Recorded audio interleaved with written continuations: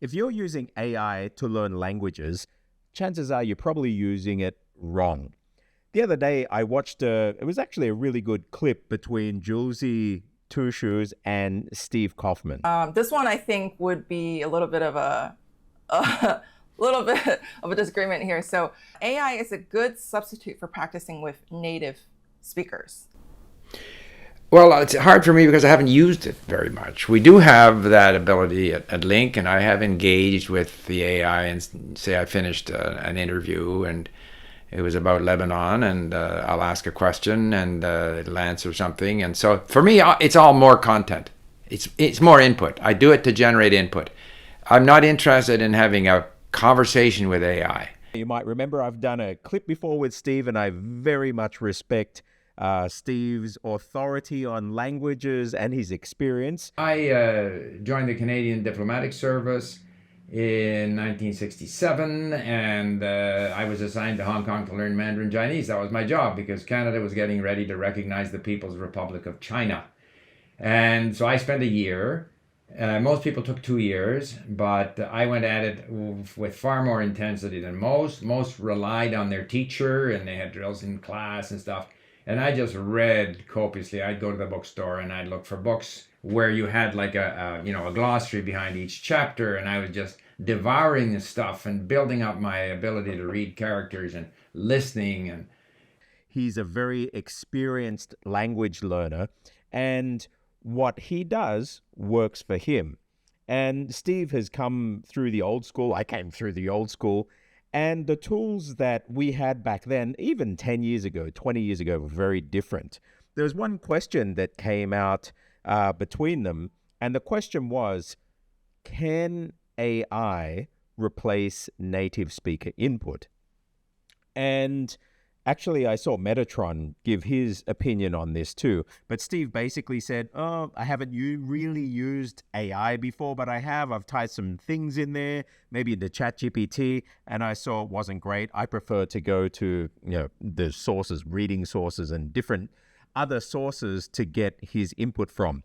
Julesy Dushu said that she actually thinks that it can.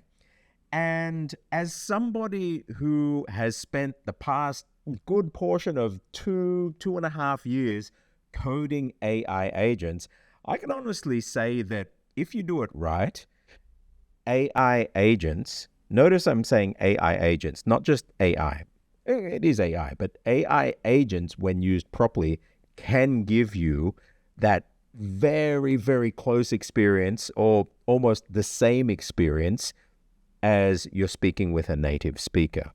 Now, there are some differences there, but you can synthesize the tone, the tenor of the language, who you're speaking to, the type of language they're using, the way that they're going to interpret the language you use with it, the way it corrects you back, the way it speaks. Even now, there are so many voices there that are so close to real human voices.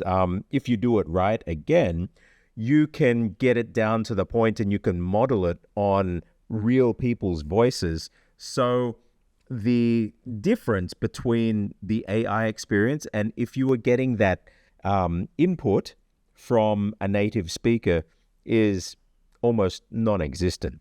So how do you do this? This is not just sitting there talking into ChatGPT. And this is the difference. A lot of people think that learning a language with AI is maybe spinning up ChatGPT or Grok or whatever, typing a question in or asking, how do you say this in this language? Or you might be creative and say, if I were a 30-something-year-old guy, how would I say this? And this might give you some ideas, but it won't structure the learning.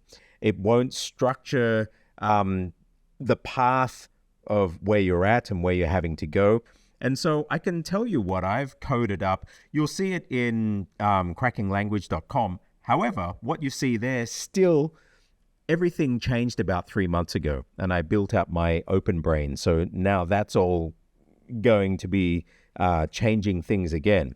But I can tell you, just to get one really good lesson, I have ingested every single YouTube clip, transcript that I've ever done, my book, any lessons that I've done, transcripts of lessons. So we're talking about tens of thousands of pages worth of information just on my work, and then journals, and then pieces of writing, samples, different type of information from all different PDFs, all different sources, newspapers.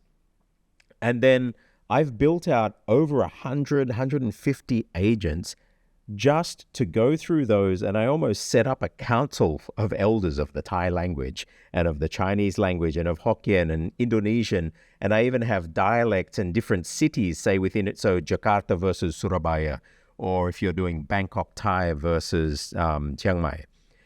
And every little bit of that I triage through with different agents to put it in, and then another agent to analyze who I am, where I am at with my learning, what languages I speak, what it knows that I know, I don't know, if I'm of a certain level. So say you're at a C1 level versus an A2, you're going to have a different depth or assumed depth of understanding. So I've built agents to test whether somebody actually is probably at a C1, or are they closer to a B2 or even a B1.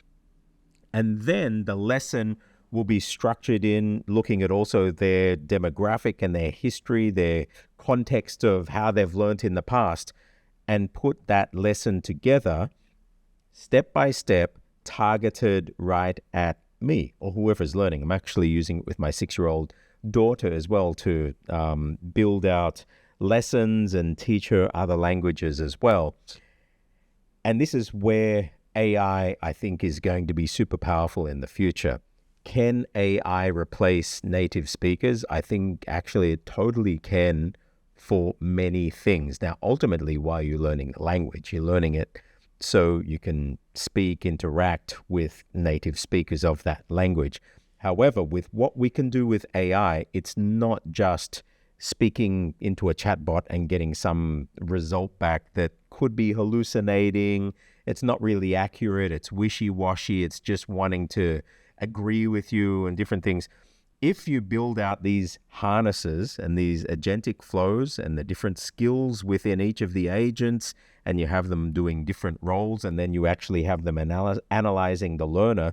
Now, it sounds like a lot, and it is a lot. If I showed you the code that I put in, it's pretty insane. However, this can all be done in an instant then. And so when a lesson is put together, it can put together a pinpoint to lesson targeting me or my daughter or whoever the learner is that no living teacher could probably do. You're not going to get teachers that know all the things that I know about different topics or that my daughter knows. And my daughter has a grounding with her Swedish and with Indonesian that I speak to her, and Chinese and even Cantonese. If she's got a teacher teaching her some other language, that teacher doesn't know those other things that she knows, but the agents know. And so the agents can actually build out on what my daughter already knows. It can build out on what I already know. So coming back to it, can AI be a substitute for native speaking? And is it useful in learning languages? When Steve said no, and he even admitted that he hadn't really used it much, I think that if he actually used it in a way that I just described now, he would probably be blown away at what it can do, especially because Steve has the background that he has in all of those other languages. It can actually leverage those to teach him more. Now, I'll tell you a little bit about my open brain, and this is where it gets pretty cool. So I mentioned that every YouTube clip that I've ever done, every book or piece that I've written, every blog post that I've ever written, and even messages and emails to students and lessons in the past, those have all been ingested, as well as I've built up this whole structure of the cracking language system. So you've got cornerstones of learning. So for example, somebody who can write the Indic script, if you can write Hindi, when you come to learn Thai, there's a whole lot of stuff you don't need to relearn. You actually have it operating in you already, as opposed to, say, somebody from the UK or Australia learning Thai. They don't have that at all. So they're going to be starting from different points. So what my system has done then is it will interface with whoever it is the student, understand who they are, and then adjust all of those cornerstones into a syllabus, into a series of lessons and continual coaching that is almost like a GPS for them. And so if you want to do this, come and subscribe to Minecraft. We're doing it out. We're actually looking at building out these open brains for people in my Minecraft program. Come to jacademy.com and have a look at Minecraft there.